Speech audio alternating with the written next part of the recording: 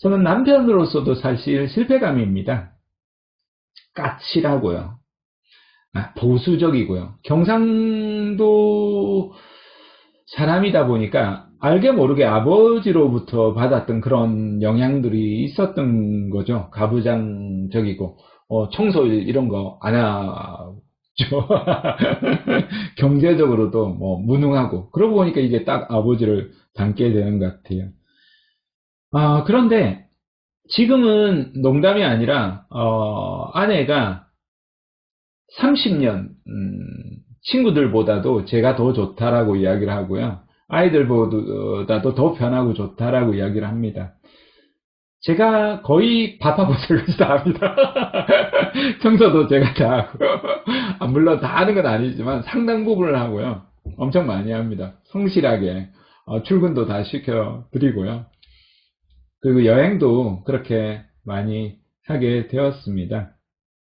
정말 주말 부부를 하면서까지요, 가족을 지키지 못하는, 그런 사실 눈물을 흘렸었던 그런 순간도 있었는데요. 한 5년 정도 주말 부부를 하면서 저는 경기도 일산에 있고, 아내는 이제 아이들과 부산에 살았죠.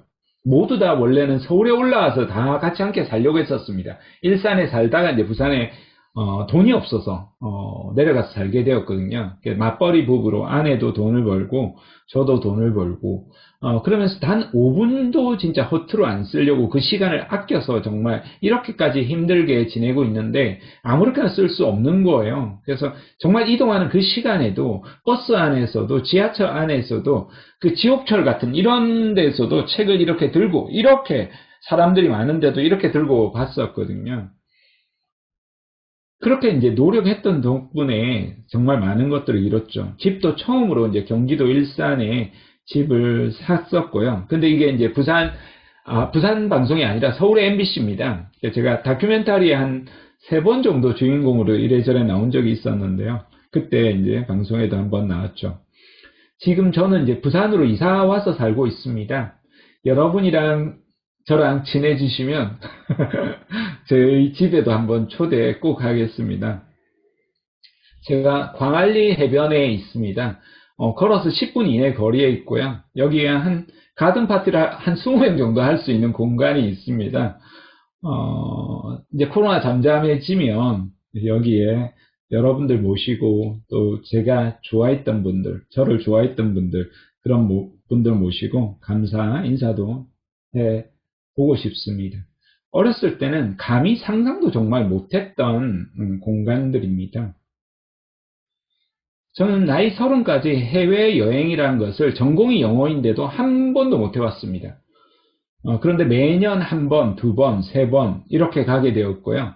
지금까지 제가 다닌 곳이 20여 개 국가 정도를 다닐 정도로 다녔죠.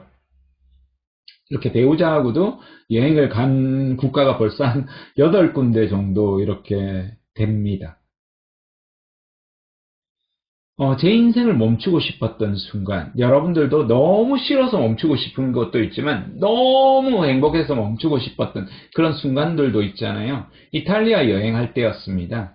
지금 벌써 이제 코로나 위드 코로나 하면서 어제도 계속 TV 방송 보는데 해외 이렇게 여행 나오는데 상품 나오는데 막 와 정말 싸더라고요. 기절초풍하는 줄 알았습니다.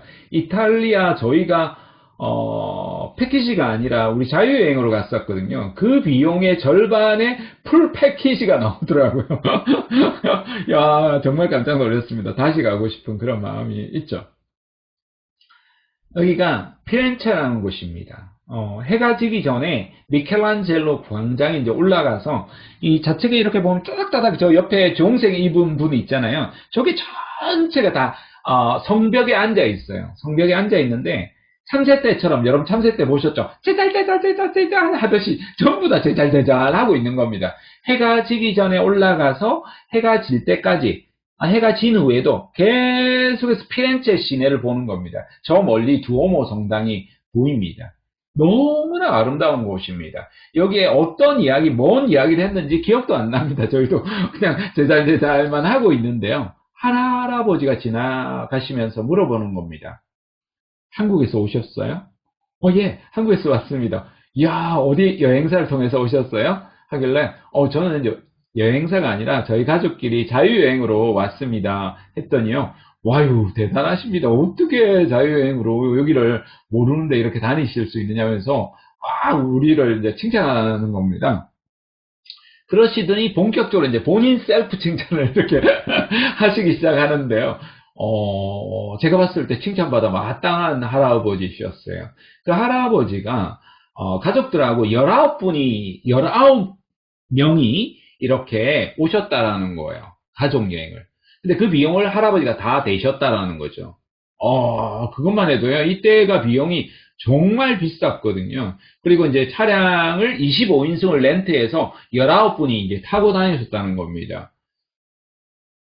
저랑 한참 그렇게 이야기를 하다가 보니까 한 분이 깃발을 들고 장인어른 이제 가시죠 이러면서 가는데 마치 여행사에서 오신 것처럼 가족들이 주르륵 따라가더라고요. 야, 그 모습 보면서 야, 나도 저런 멋진 할아버지가 되어야겠다 이런 생각도 들더라고요. 여러분 역시도 좀 아직은 젊지만 그런 먼 미래까지도 한번 바라볼 필요가 있지 않을까 그런 생각도 꿈도 못 꿨던 이탈리아 여행을 하면서 그런 생각이 들었습니다. 아빠로서의 실패입니다. 아내도 당신이 국내 최고의 진로 전문가라는데 애들 좀 신경 쓰지? 이러면서 그래서 이야기도 했었고요. 부끄럽죠. 그런데 저는 제가 뭐 바깥에서 진로 전문가지, 교수지, 작가지, 강연가지, 집에 와서까지 그렇지는 않지 않습니까? 저는 아빠로서의 역할을 충실하려고 했었습니다. 그래서 우리 아빠는 요리사라고 이런 시도 아이들이 지어주긴 했었는데요. 경기도 삼권에 살 때였습니다. 그 단칸방에 살 때였었는데요. 방이 이렇게 하나죠. 사실상 하나. 두 개긴 한데 연결되어서 사실상 하나인 기어다닐 공간조차 없는 18개월 된 저 아이를 보면서 내가 이렇게 살아서는 안 되겠다 이런 생각이 들었습니다. 아버지를 원망했는데 내가 아버지보다 어쩌면 더 못한 삶을 살아갈 수도 있겠구나 이런 생각이 들었습니다. 최소한 내 아이에게 기회를 박탈하는 아버지는 안 되어야 되겠다 이런 다짐을 하게 되었던 거죠.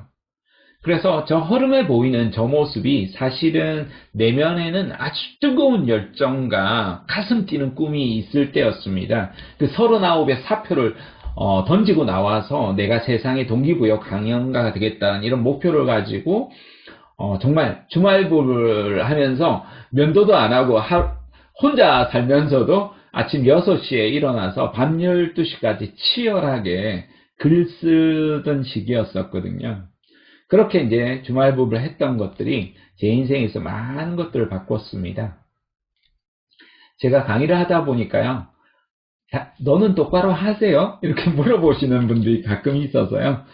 부끄럽지만 저희 집을 잠깐 한번 보여드리겠습니다. 제가 비전 책을 2권을 썼는데요. 워크샵을 많이 해도 집에서는 한 번도 안 해봤던 거죠. 그래서 2016년도에 우리 가족도 새해를 맞이하는 워크샵을 하자 이렇게 했더니 초등학교 지금 4학년 딸 표정 보십시오. 뭐 이따위 걸 하냐 우리 집에서 이런 표정으로 울적해 있잖아요.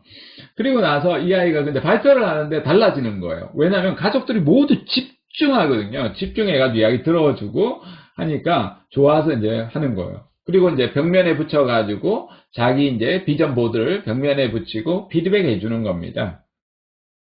그렇게 2017년도 이렇게 촛불 시위가 있었을 때 우리가 촛불을 들고 했었고요.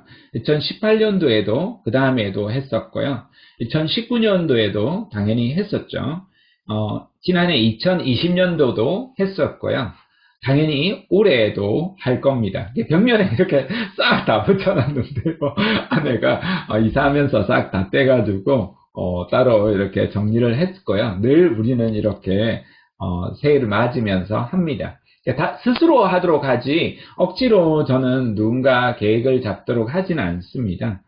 그래서 여러분이 마지막으로 제가 드리고 싶은 이야기가 내 꿈이 뭔지 인생 계획이 뭔지 한번 비전 보드를 연말이 다가오는 만큼, 연말이 아니어도 마찬가지입니다. 여러분이 꼭 만들어 보시기 권하는 차원에서, 중간에는 여러분 비전이나 여러분 각오나 다짐을 이렇게 만들어 주시고요. 마인드맵식으로 만드시면 됩니다. 지금 모두 화면 캡처 하시거나 사진을 꼭 찍어 두시고요.